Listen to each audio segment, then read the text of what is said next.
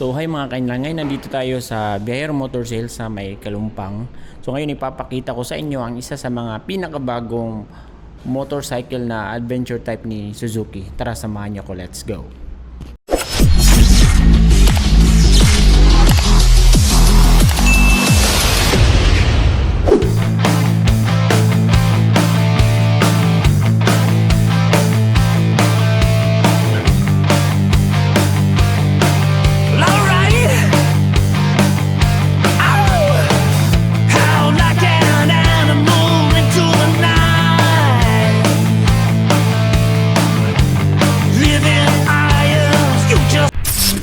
So walang ibang mga kainan kundi si Suzuki V-Strom 160. Yan. So kitang-kita niyo naman sa tindigan pa lang, mukha na rin siyang big bike. And then yung kanyang mga gulong ay off-road ready na talaga. Pag-usapan naman natin agad kung ano nga meron sa motor na to. So ang kanyang makina ay nasa 162cc engine displacement, naka single overhead cam, 2 valves mga kaineral, 5 speed. Meron siyang power na 14.8 horsepower at 8,000 RPM at torque naman na 14.7 Newton meters at 6,500 RPM. Yan. So meron siyang bore stroke na 60 by 57.4 at compression ratio na 9.65:1. 2 valves lang siya, no? So marami nasasabi na pangit siya, pero para sa akin napakaganda nito kasi matipid siya sa gas. At the same time, air-cooled siya, kaya hindi siya masyadong magastos when it comes to maintenance. Pag-usapan natin ang kanyang physical feature, no? So dito tayo magsimula sa harap. Ayan. So meron siya ditong maliit na visor lang mga kaineral. Hindi na siya adjustable, no? Fix na siya. Ayan. Pero pwede mong lagyan ng enhancer para mas lumaki siya or mas lumaba. And then dito sa kanyang ilaw sa harap, yan, tingnan nyo, kakaiba siya. Para sa yung mga big bike na talaga ni Suzuki. So yan, dalawa. And then ang kanyang turning lights, ito naka LED na rin. And then yan, hindi rin siya basta-basta napuputol, although naka-usli siya pero matibay. Then dito sa harap is ito yung kanyang parang beak. So meron talaga usually ang mga adventure bike nito, no? Yan, may nakalagay dito na sticker na V-Strom 160. So yellow and blue combination siya mga kaineral dito. And then napakalaki ng kanyang mga mga kaineral, no? Telescopic sa harap. And then isa rin sa nagustuhan ko is meron na rin siyang cover. Yan, para yung alikabok is hindi siya mag-direct punta at sa ating shock. Aside sa parang tuka, meron din siyang fender dito. Ito hard plastic siya mga kaineral. Then ABS na sticker kasi ABS na rin tong kanyang harapan. Then meron siyang reflectorized dito para dagdag sa visibility. So kabilaan siya. And then ito naman tsura ng kanyang gulong sa harap. So sabi ko nga off-road ready na. So naka disc brake siya. Yan. Iko tayo. So naka dual pot. And then ang kanyang gulong is ito na. And then ang kanyang size ay nasa 100 by 80 by 17. Yan. So tubeless na rin to mga kaineral. Dito naman tayo sa kanyang mga pindutan. So nandito yung kanyang hazard switch, high beam, low beam, and then passing, turning lights, yan, busina, tapos kill switch, yan, tapos yung kanyang electric start. So FI na rin to mga kaineral. Then nandito yung dalawang pindutan niya, select and adjust. Then may logo ni Suzuki, tapos fully digital na rin to mga kaineral. I-flash na lang natin sa screen. Tapos nandito ang kanyang susian. So hindi siya keyless mga kaineral. Then tsura ng kanyang tangke, yan, napakalaki, 13.2 liters. And then yung kanyang estimated fuel consumption naman is nasa 50 kilometers per liter. So napakatipid. Kaya kung maghanap kayo ng motor na matipid na pang adventure, so highly recommended tong motor na to mga kaineral. So dito tayo sa kanyang gilid. So meron ditong sticker ni Suzuki. Yan. So napaka minimalist lang niya mga kaineral, no? And then ito yung kanyang ilalim. Yan, mga ka-general. So wala pa siyang skid plate.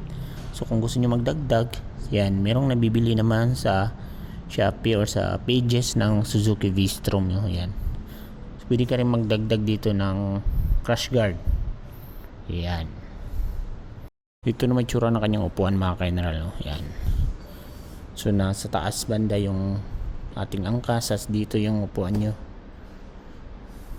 And then ito naman itsura ng kanyang tambucho. Buksan muna natin yan. So napakaliit lang, hindi masyadong mahaba.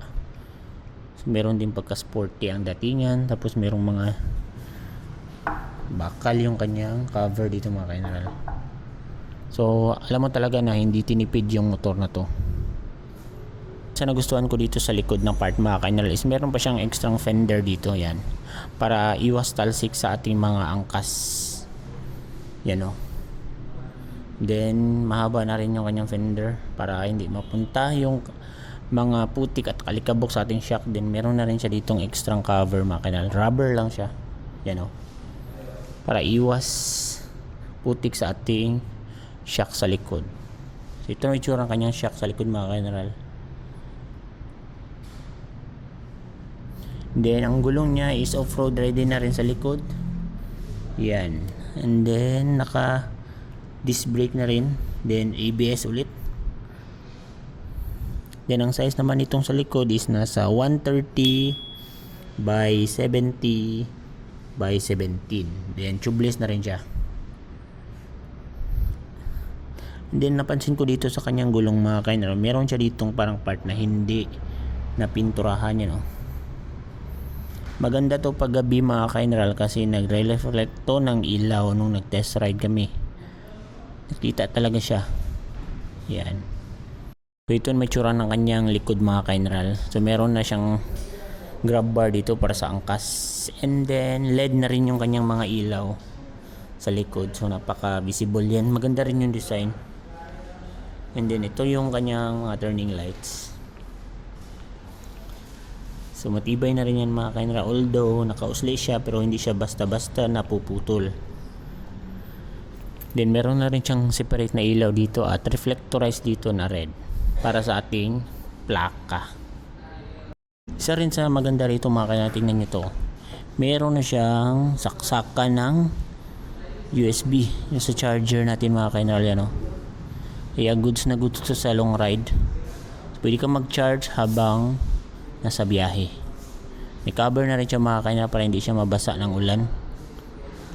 Yan, lagyan mo lang dito ng cellphone holder, ayos na siya. Nandito rin yung susian niya, mga ka-general, para sa kanyang upuan. Yan, o. Yan, nakaseparate siya. So ang seat height nito, mga ka-general, is nasa 795mm. And kung nagtatanong kayo kung abot ba ito ng mga 5'6", 5'5", abot na abot to, mga ka-general, kasi na test ride ko na to sa Suzuki. Yan. So ang ground clearance ito, mga ka-general, is nasa 160mm, kaya swak na sakto kung meron kayong dadaan na mga lubak o di kaya mga river crossing, no. Papalag tong motor na to, mga ka-general. Ang timbang ng motor na to is nasa 148 kilograms. So manageable naman siya, mga ka-general, lalo na kapag na-drive mo na siya at nasa biyahe na kayo. Feel na mo naman na gagaan siya, hindi mo mararamdaman talaga yung bigat ng motor na to.